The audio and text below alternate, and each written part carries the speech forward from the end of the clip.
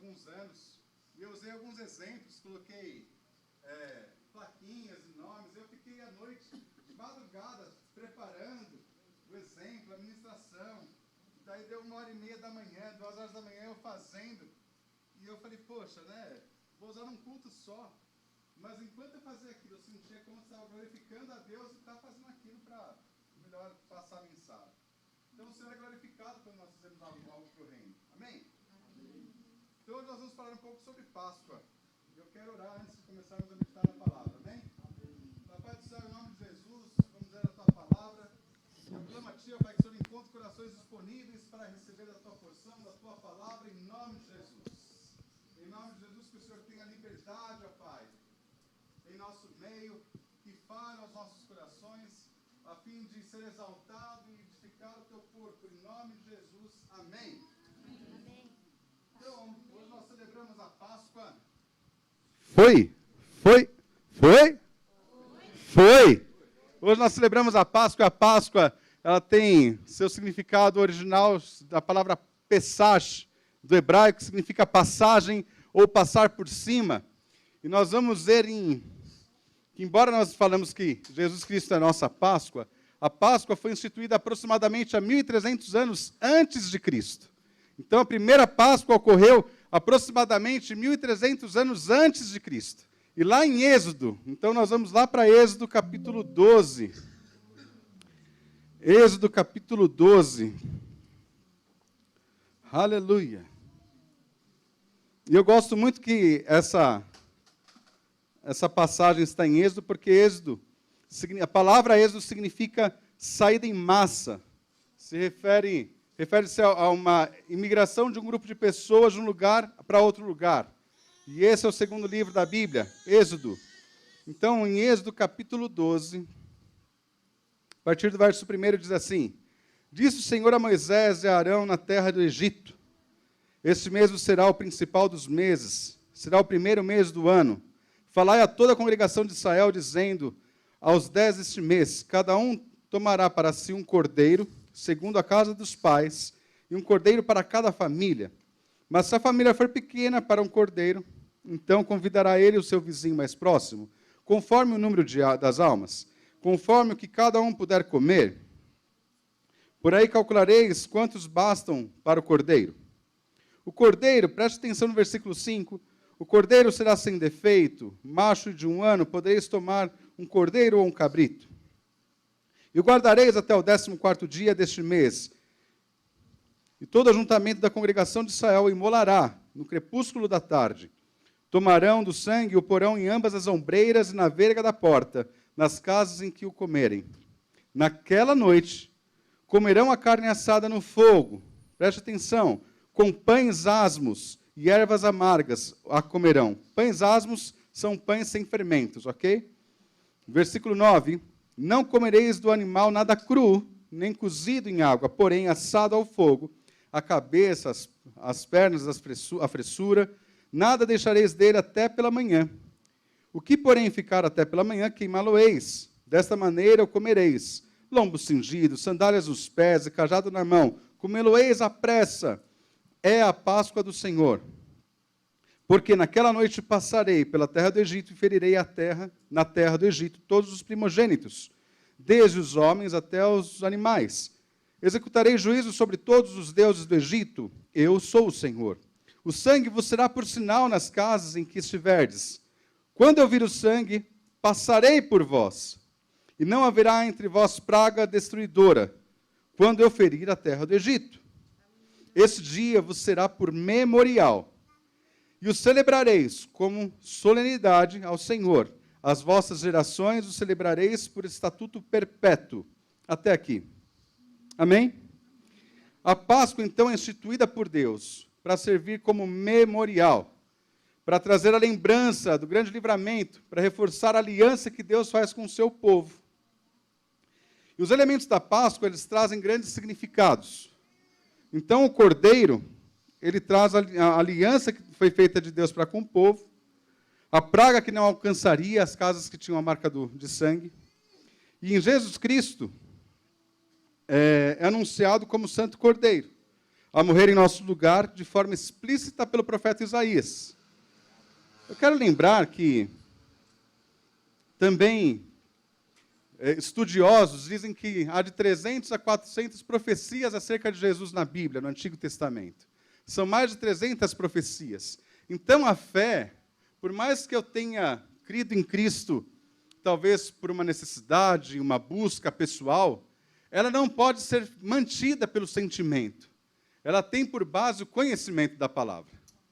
Então, não existe nada neste mundo, ninguém que se compare a Cristo que tenha mais de 300 profecias acerca dele antes mesmo dele nascer. E Jesus tem todas essas profecias acerca dele. Nós vamos ver, inclusive, em Isaías, capítulo 53. Aleluia. Isaías 53. Aqui de forma explícita, mas nós podemos ver na Bíblia inteira profecias acerca de Cristo. Deixa eu só mudar a versão que eu gosto aqui, que é a versão atualizada, Almeida atualizada, revisada, que diz assim, no verso 3. Era desprezado, falando acerca de Cristo, como sendo nosso Cordeiro. Era desprezado e o mais rejeitado dentre os homens. Homem de dores e que sabe que é padecer. E como um de quem os homens escondem o rosto, era desprezado e dele não fizemos caso. Certamente ele tomou sobre si as nossas enfermidades e as nossas dores levou sobre si. E nós o reputávamos por aflito, ferido de Deus e oprimido. No verso 7 diz assim acerca de Cristo: ele foi oprimido e humilhado, mas não abriu a boca. Como cordeiro foi levado ao matadouro, e como ovelha muda perante seus tosqueadores, ele não abriu a boca. E aí também, em João capítulo 1, no verso 29, diz: no dia seguinte, viu João a Jesus, que vinha para ele, e disse: eis o Cordeiro de Deus, que tira o pecado do mundo. Então, todos os elementos da Páscoa, mais de 1.300 anos antes de Cristo, apontam para Jesus Cristo. Jesus Cristo é a nossa Páscoa. E nós estamos vendo na palavra por que nós falamos que Jesus Cristo é a nossa Páscoa. Então, João vê Jesus e fala: eis o Cordeiro de Deus que tira o pecado do mundo. Também, quando nós falamos sobre o pão sem fermento, ali, na simbologia, no Êxodo, o pão sem fermento significava a pressa na qual eles deveriam sair para fugir do Egito. Com pressa, logo chegaria o dia deles fugirem, a hora deles fugirem. Então, eles tiveram que comer pães sem fermento. Porém, o pão sem fermento no Novo Testamento já nos mostra algumas outras coisas também. A Bíblia começa a simbolizar o fermento como pecado, como a corrupção desse mundo. Então, não precisa abrir, mas em Lucas 12:1, Jesus diz que acautelai-vos do fermento dos fariseus, que é a hipocrisia. Fermento está relacionado, então, na Bíblia, como figura da corrupção e do pecado. E em 1 Coríntios, capítulo 5, no verso 7, diz: lançai fora o velho fermento, para que sejais nova massa, como sois de fato sem fermento, pois também Cristo, como Cordeiro Pascal, foi imolado.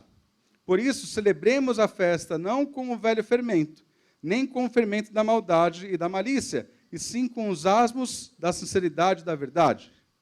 Então, pão sem fermento é utilizado como símbolo do corpo de Cristo, que é entregue por nós.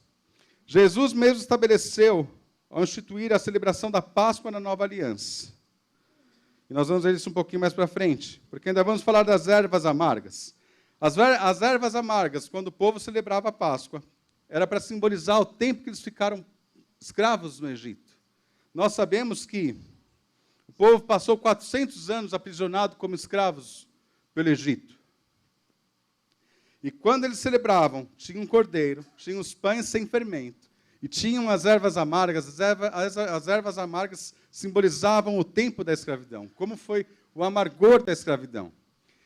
E ali Deus estabeleceu que todos os anos eles iam celebrar a Páscoa, celebrar o que Deus fez para com o povo de Deus. E todos os anos eles usavam os mesmos os mesmos elementos, e contavam para os filhos, passando de geração em geração. Pensa só, são mais de 1000 anos participando da festa da Páscoa, contando as histórias, passando de filho de geração em geração, como Deus os livrou.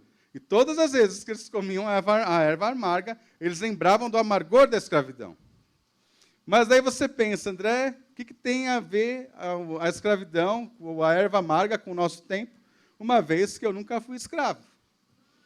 Segundo a Bíblia, em João, capítulo 8, verso 34, diz assim: replicou-lhes Jesus, em verdade vos digo, todo que comete pecado é escravo do pecado. Amém? Todos que cometem pecado é escravo do pecado. Em Romanos capítulo 6, no verso 6, eu peço para vocês acompanharem na televisão, que eles estão rápido da beça. Daí a gente vai que vai, porque hoje tem a apresentação das crianças. Mas a mensagem vai ser passada. Em Romanos 6, 6 diz: sabendo isto, que foi crucificado com ele o nosso velho homem, para que o corpo do pecado seja destruído, e não sirvamos o pecado como escravos. Então, quem vive de qualquer forma, pecando de qualquer forma, acha que é livre, é nada. É escravo do pecado, não consegue dizer não. Em Gálatas, capítulo 5, no verso 1, diz: para a liberdade foi que Cristo nos libertou. Permanecei, pois, firmes, e não vos submetais de novo a julgo de escravidão. Então, o Senhor nos livra do pecado. Os elementos da Páscoa, quando Deus estabeleceu a Páscoa com o povo dele, o cordeiro, o pão sem fermento, as ervas amargas, elas carregam significados profundos de proteção, sacrifício, libertação. Proteção porque a praga não afetou aos primogênitos que deveriam morrer, eles foram protegidos pela marca do sangue. Sacrifício porque um cordeiro morreu no lugar daquele que deveria ser morto pela praga. Libertação, porque logo eles saíram da terra do Egito a caminho da terra prometida. Isso no Antigo Testamento. Mas o Novo Testamento mostra também, já que Jesus Cristo é a nossa Páscoa, no Novo Testamento nós vamos ver, na Nova Aliança, nós vamos ver a proteção, o sacrifício, a libertação para conosco. Se é que nós vivemos pelo Senhor. Mas sobre a proteção, leia aqui, acompanhe comigo, 2 Tessalonicenses 3:3. 2 Tessalonicenses, eita, tiro rápido. Diz assim: todavia, o Senhor é fiel, Ele vos confirmará e guardará do maligno. Eu não sei se você se alegra com isso. Eu acho que não. Eu me coloco, quando eu leio a Páscoa, eu me coloco naquele povo do Egito que ficou 400 anos aprisionado lá.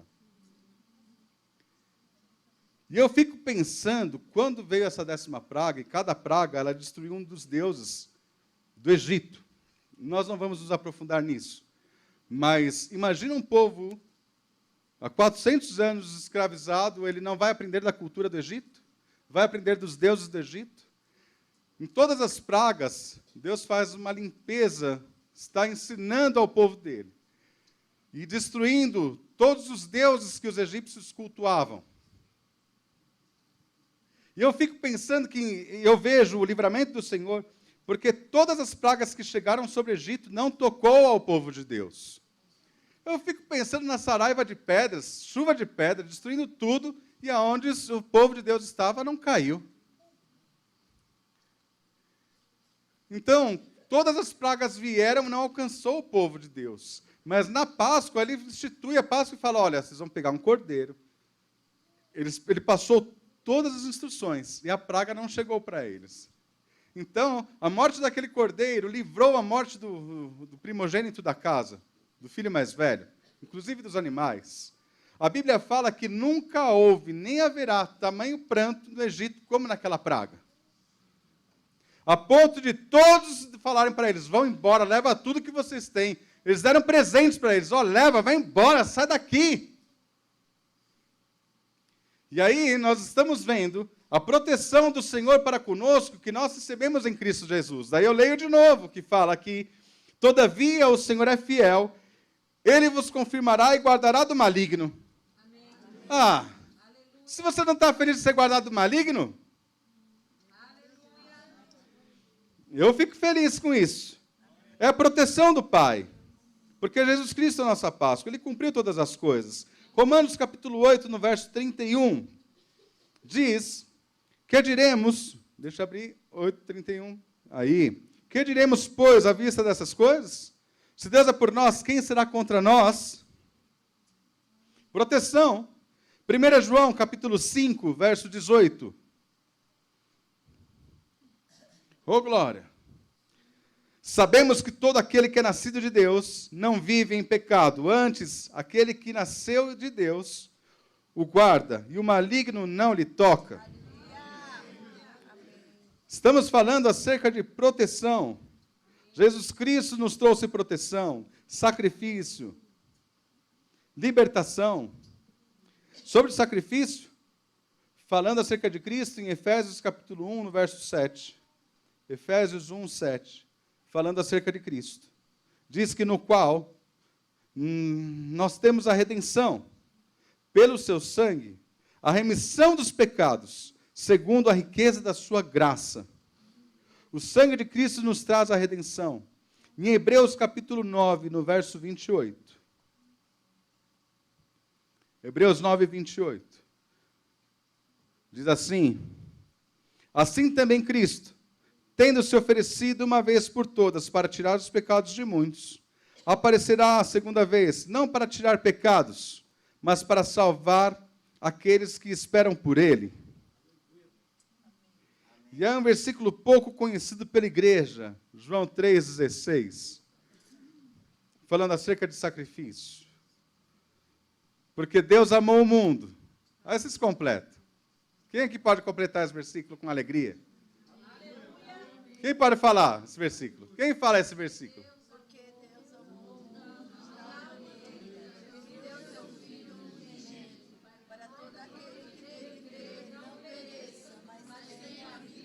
Agora tira da TV, tira da TV. Vamos lá. Esses versículos que o crente não sabe, não é crente não. Porque Deus amou o mundo de tal maneira que deu o seu Filho unigênito para todo aquele que nele crê, não pereça. Esse versículo é o suficiente para a gente seguir a Cristo. Ele fala acerca de sacrifício. Porque Deus amou o mundo de tal maneira. Eu deveria gritar esse versículo todos os dias. Nós deveríamos gritar esse versículo todos os dias. Para que todo aquele que nele crê não pereça, mas tenha vida eterna. Alguém se sacrificou. Alguém pagou o preço. E foi ele quem pagou o preço. E quando fala sobre libertação, eu fico vendo na Páscoa sendo estabelecido o povo saindo do Egito, da escravidão, para a terra prometida. E eu vejo Jesus Cristo nos tirando do império das trevas e nos transportando para o reino do teu Filho amado Jesus Cristo. Ele nos transportou. Você quer saber onde está? Colossenses capítulo 1, verso 13 e 14. Aleluia. Colossenses 1, 13 e 14. Aleluia. Ele nos libertou do império das trevas e nos transportou para o reino do Filho do seu amor, no qual temos a redenção e a remissão dos pecados. Em Jesus Cristo eu encontro a libertação, e Ele me transportou do império das trevas para o reino do Filho amado Jesus Cristo. Eu me alegro com isso. Em 2 Coríntios capítulo 3, vamos lá, 2 Coríntios 3, 17, estou dando trabalho para a mídia ali. Eita! Estão rápidos. Ora, o Senhor é o Espírito, e onde está o Espírito do Senhor, aí há liberdade. Eu vou ler novamente, que encontramos libertação no Senhor. Ora, o Senhor é o Espírito, e onde está o Espírito do Senhor, aí há liberdade. Verso 18. E todos nós, com o rosto desvendado, contemplando, como por espelho a glória do Senhor, somos transformados de glória em glória na sua imagem, na sua própria imagem, como pelo Senhor, o Espírito. No Senhor nós somos transformados de glória em glória. No Senhor a liberdade, a verdadeira liberdade está no Senhor. João capítulo 8, no verso 36 diz: se, pois, o Filho vos libertar, verdadeiramente sereis livres. Se é uma condição, mas a Bíblia diz que se, pois, o Filho vos libertar, verdadeiramente sereis livres. Romanos 6, 22 diz assim, eu vou esperar. Oxe, já foi. Aleluia. Agora, porém, libertados do pecado, transformados em servos de Deus, tende o vosso fruto para a santificação e, por fim, a vida eterna. Aleluia. E agora nós vamos ver Jesus na última celebração da Páscoa, na sua última celebração da Páscoa, revelando que o tempo era chegado, no seu sacrifício como um santo cordeiro. E aí em Lucas capítulo 22, se você quiser abrir na sua Bíblia também, Lucas capítulo 22. Aleluia.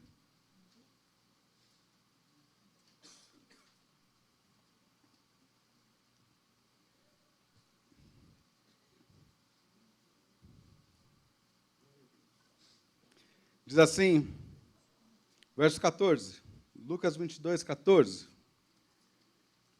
Chegada a hora, pôs Jesus à mesa,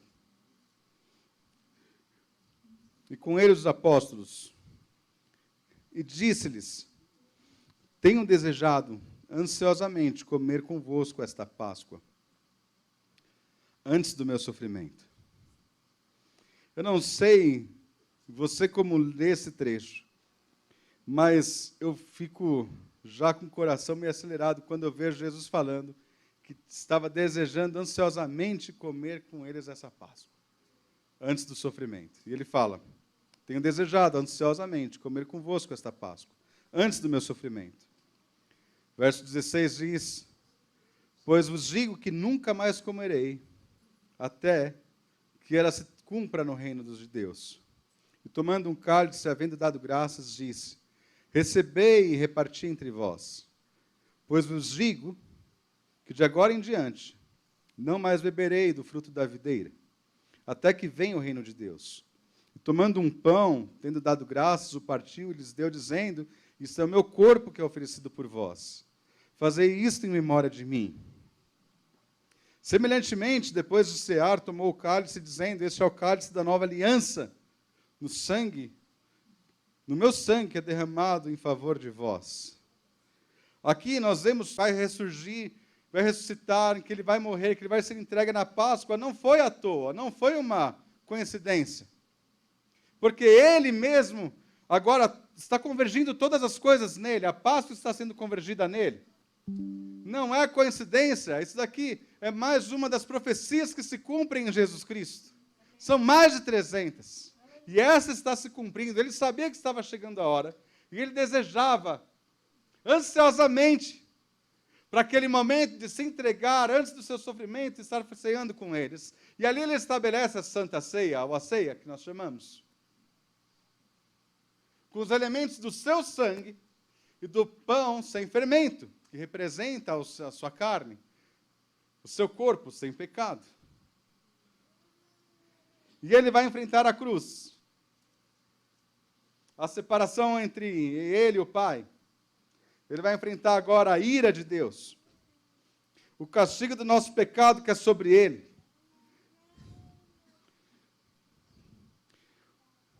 Ele estava com o Pai desde o início. João 1,1 diz que no princípio era o Verbo estava com Deus, o Verbo era Deus. Ele é o Filho unigênito do Pai, não é Adão. Antes de Adão, Jesus já era. Ele é o primogênito do Pai. Porque ele era o Verbo, estava com Deus, era Deus. E agora ele vai enfrentar a separação do Pai. Sabe, algumas pessoas acham que foi simples, foi algo, já estava tudo predestinado, estava tudo muito simples. Eu não enxergo dessa forma, porque eu creio que Deus tem poder para vir em forma de homem já, mas ele decidiu vir, se despir de sua glória e nascer da Virgem Maria em forma de bebê, de criança. Ele de fato se despiu de sua glória. A Bíblia fala que em tudo ele foi tentado, mas graças a Deus, ele nada pecou. Mas antes de ir para a cruz, ele orando fala, Pai, se possível, afasta de mim esse cálice. Que cálice é esse? A dor da cruz? Não, a dor da separação de alguém que viveu eternamente em comunhão com o Pai. Porque não é a dor física que ele estava com medo, mas era a separação do Pai. Eu sei disso porque nós vemos relatos de missionários, inclusive vídeos, de missionários entregando a vida de forma dolorosa, sorrindo, porque sabem que vão ver o Pai. Então eu não acredito que Deus estava com medo dos pregos, ou de apanhar, ou de ser humilhado. Eu acredito que, se possível, afasta de mim esse cálice. Era a separação dele com o Pai. E está chegando na hora de ele enfrentar a cruz. E eu aqui, não preciso abrir, mas eu quis ler aqui para vocês as frases que Jesus disse na cruz. As frases, porque da mesma forma que a Páscoa foi instituída por Deus, isso há mais de 3.000 anos atrás, para trazer a memória, para lembrarmos o que o Senhor fez com o seu povo. Hoje nós estamos trazendo a memória o que Jesus Cristo fez por nós. Ele é a nossa Páscoa. E a Bíblia vai nos ensinar como celebrar a Páscoa, inclusive. Então, eu quero trazer as frases que Jesus disse. O Santo Cordeiro, aquele que nos protege, aquele que nos livra, aquele que se sacrificou em nosso lugar. E não vamos ler todas as passagens, mas eu quero ler as frases enquanto ele estava na cruz. Não precisa abrir, nem na televisão. Mas, se você quiser anotar, em Lucas 23, 34, ele na cruz diz, Pai, perdoa-lhes, porque não sabem o que fazem. Ele pediu perdão para aqueles que o crucificavam. Pai, perdoa-os, porque eles não sabem o que fazem. Eu acredito que essa frase que Jesus falou já pode comover uma pessoa a acreditar que ele é o Messias, porque quem estaria apanhando hoje, sendo humilhado, crucificado, e pede para Deus perdoar? Quem? Mas Jesus pediu perdão por eles, porque não sabiam o que estavam fazendo. Ele já estava na cruz nesse momento. Outra frase dele, ele promete salvação para um malfeitor, arrependido. E ele fala, em verdade te digo que hoje estarás comigo no paraíso. Eu me alegro em ver o perdão do Senhor. Ele vê a sua mãe ali, Maria, aos lados do seu discípulo amado João, e ele também uma frase dele, ali na cruz, mulher, eis aí o teu filho. Ele confia a sua mãe Maria aos cuidados de João. E eu acho lindo, porque eu vejo Jesus cuidando de Maria. Ele estava na cruz, cuidando de algo eterno. E ele ali cuida da sua mãe. Não foi um homem insensível.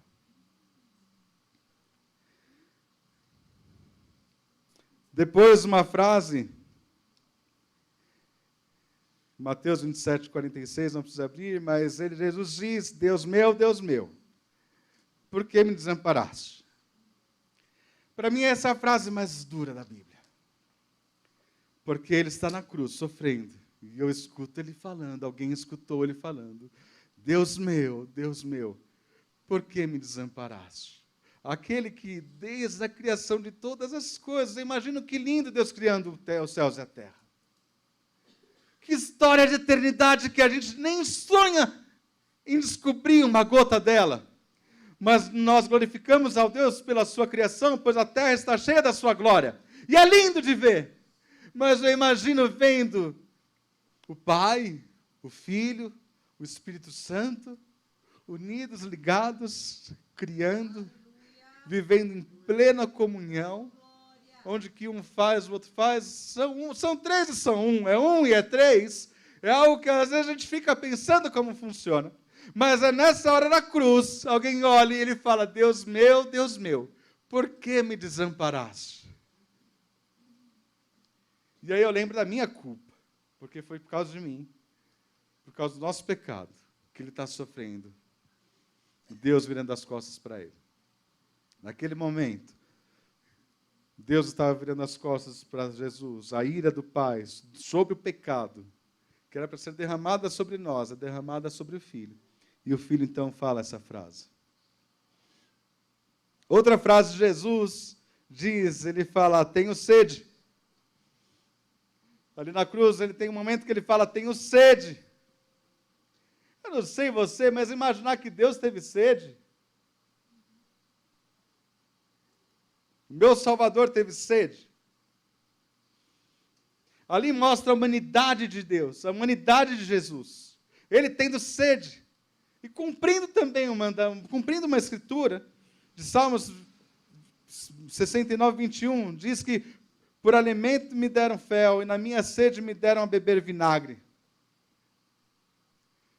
Eu tenho certeza que nessa hora não foi sobre a sorte que lançaram sobre as vestes de Jesus. Os guardas não estavam preocupados em cumprir as profecias. Deram vinagre para ele, sem saber que estava escrito em Salmos. Mas tudo está acontecendo, pois ele é o Messias. E o Messias se vê abandonado. O Messias tem sede. O digno de todo louvor tem sede. A gente não gosta de ver nenhuma pessoa, alguém que é considerado mau caráter tendo sede, quanto mais o nosso Senhor. E ele tem sede. Depois ele diz, está consumado. Declara que a sua missão foi cumprida. E eu me alegro na cruz, pois é ali que eu nasci. Nós às vezes damos mais valor para o Natal, mas está errado. Porque o Natal traz a esperança. Mas é na cruz em que tudo é consumado. E a esperança é algo bom, mas também é algo ruim. Porque eu só tenho esperança de algo porque eu tenho falta de algo. Amém? Quem tem esperança tem alegria e expectativa de algo que vai chegar, mas não é por algo que tem. Por isso que a esperança não é o melhor dos mundos. Melhor se você tivesse já o suprimento, mas se você tem esperança é porque é a falta de algo. E no nascimento de Jesus Cristo, no Natal, é a esperança da concretização do Filho e do Messias. Mas é justamente na cruz, quando está tudo consumado, está feito, cumpri minha missão, ali nós nascemos. Ali a nossa fé nasce. Na cruz de Cristo. Oh! E aí, em Lucas 23, 46, mostra a sua entrega final ao Pai. Oh, coloca aí na televisão Lucas 23, 46. Lucas 23, 46. Então Jesus clamou em alta voz, Pai, nas tuas mãos, entrega o meu espírito. E disse isso, expirou. Parece que ali tudo acabou. A Bíblia mostra, relata um período de medo, de tristeza, de incertezas, de luto, de desânimo, de confusão, enquanto Jesus não tinha ressuscitado. Nesse período, depois da morte de Jesus, alguns fugiram, foram para caminho de Emaús, outro voltou a pescar, outros ficaram reunidos, mas o medo de serem perseguidos, a ponto de Pedro negar, disse, não estava com ele não estava com ele não, não conheço, porque onde estão as promessas? O mestre morreu, o Messias morreu, acabou a esperança. É isso que a Bíblia relata.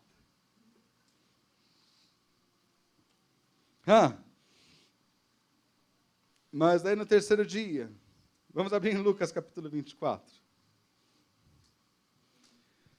A partir do verso 1. Maria Madalena e outras mulheres vão até o túmulo no terceiro dia. E aí? É lindo. Mas no primeiro dia da semana, à alta madrugada, foram elas ao túmulo, levando os aromas que haviam preparado. E encontraram a pedra removida do sepulcro.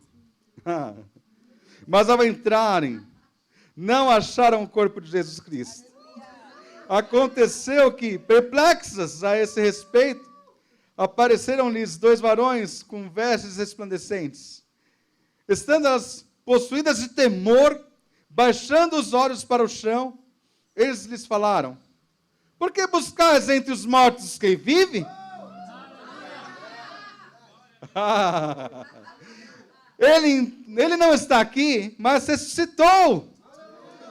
Lembrai-vos de como vos preveniu, estando ainda na Galileia, quando disse: importa que o Filho do Homem seja entregue nas mãos de pecadores, e seja crucificado, e ressuscite no 3º dia. Importa. Sabe, aqui atrás fizeram um túmulo, uma arte representando um túmulo vazio. É bom quando você for depois lá tirar uma foto nesse túmulo aqui, você lembrar que Jesus venceu a morte. Jesus venceu a morte. Nós nascemos na cruz, com Cristo. Aleluia. Para encerrar, a Bíblia nos mostra como responder também a salvação, que nos foi chegado, e como devemos celebrar a Páscoa. Em 1 Coríntios capítulo 5,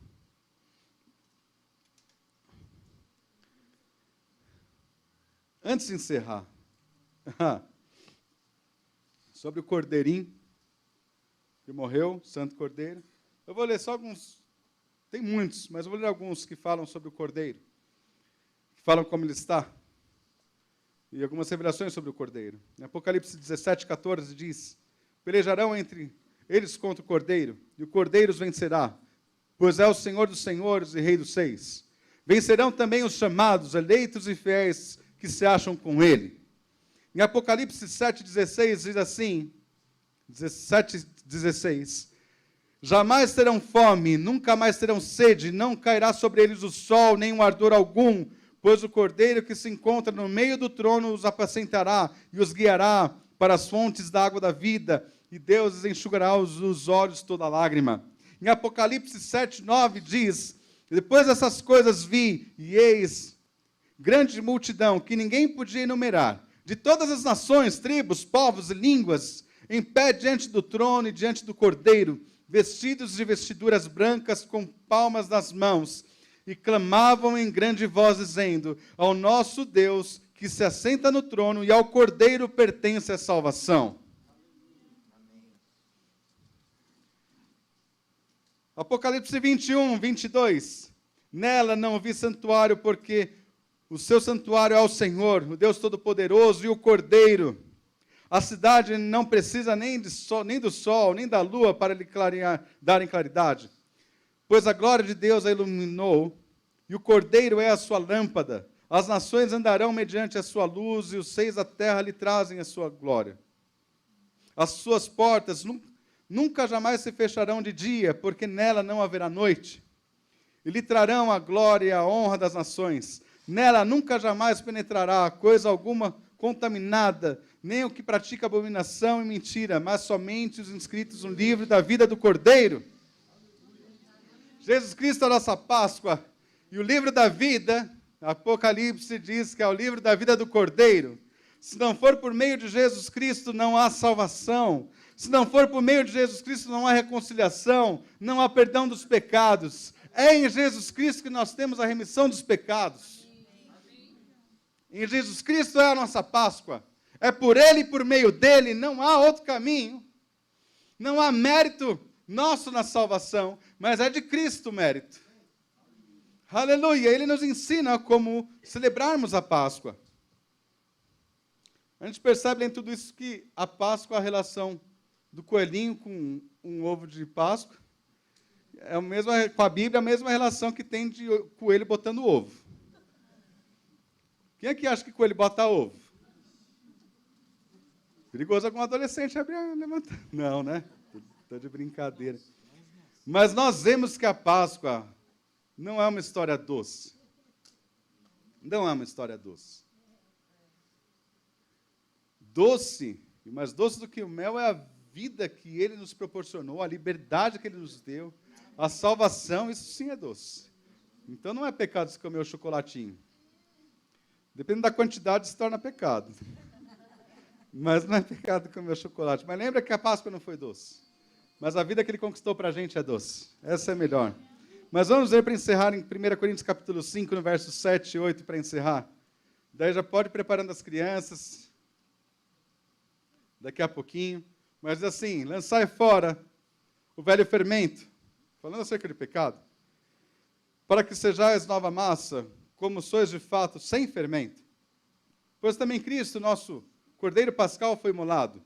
Por isso, celebremos a festa, não com o fermento velho, com o velho fermento, nem com o fermento da maldade e da malícia, e sim com os asmos, ou sem tempero, não, pão sem tempero, da sinceridade da verdade. A forma de glorificarmos ao Senhor, a Páscoa, e celebrarmos a Páscoa do Senhor, é com a vida íntegra diante dEle. É a vida de integridade diante do Senhor. Não é trazer à memória apenas a Páscoa ou a Jesus Cristo quando participamos da ceia e frequentarmos uma igreja. É de fato quando aceitamos a vida dele em nós e buscamos viver no centro da vontade dele. Que os nossos erros sejam deslizes, não programados, ou o que nos prendia no passado, pois o Senhor nos libertou para andarmos de fato em liberdade. Amém? Amém? Amém? Vamos celebrar a Páscoa com entendimento. Jesus Cristo é a nossa Páscoa. E nós lembramos Jesus Cristo o tempo todo.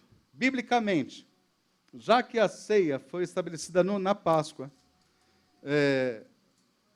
eu não preciso celebrar a ceia, não existe um prazo estipulado biblicamente, pelo menos uma vez por ano é estipulado. Só que acontece, se fosse uma vez por ano, ia ter gente que às vezes num compromisso não ia poder participar. E as igrejas fazem no primeiro domingo do mês, ou algum domingo do mês, algumas igrejas fazem de 2 em 2 meses, mas é uma ordenança do Senhor, a ceia. Todas as vezes que nós celebramos a ceia, nós lembramos do sacrifício de Cristo e também lembramos do que aconteceu na Páscoa, há mais de 3.000 anos atrás, que Jesus Cristo é o nosso Salvador, nossa salvação. A sua carne é verdadeiramente a comida e seu sangue verdadeiramente a bebida, e nós somos salvos porque nascemos de novo nele. Amém? Amém. Eu quero estar orando para encerrarmos essa palavra, que ela esteja em nossos corações, e depois tem algumas coisinhas para falar.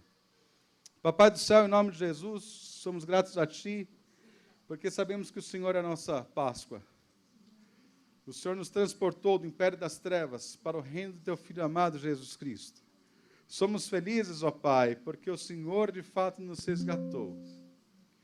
Nos livrou, ó Pai, do pecado, da prisão, do pecado que nos prendia e nos assolava, Senhor. Somos gratos pelas Suas promessas, ó Pai. Somos gratos pela Tua palavra, Pai. Pedimos a Ti, ó Pai, que a Tua palavra cada vez mais esteja implantada em nossos corações, e venhamos receber ela com mansidão, para que ela faça mudança em nossas vidas, em nome de Jesus. Não queremos ser, ó Pai, cristãos religiosos que frequentam a igreja, mas não vivem o Teu Evangelho. Queremos ser assistidos por Ti, ó Pai, em tudo que nós formos fazer, ó Pai. Nos assiste nas nossas dificuldades, ó Pai. Nos perdoa, ó Pai, perdoa tudo aquilo que nós fazemos consciente ou inconscientemente, ó Pai, que não é do Seu agrado, ó Pai. E nos ensine a caminhar conforme o Teu querer, em nome de Jesus. Amém. Amém. Eu quero saber se alguém aqui nunca confessou a Jesus Cristo como Senhor e Salvador de sua vida. E quer fazer essa declaração na frente da igreja,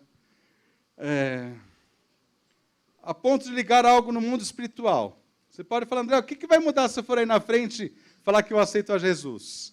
É um passo de fé que muda uma chave de fato no mundo espiritual, para que daqui para frente você seja um cristão em espírito e em vida, não de frequentar uma igreja apenas, mas de deixar Jesus Cristo fazer morada no seu coração e transformar sua vida dia após dia.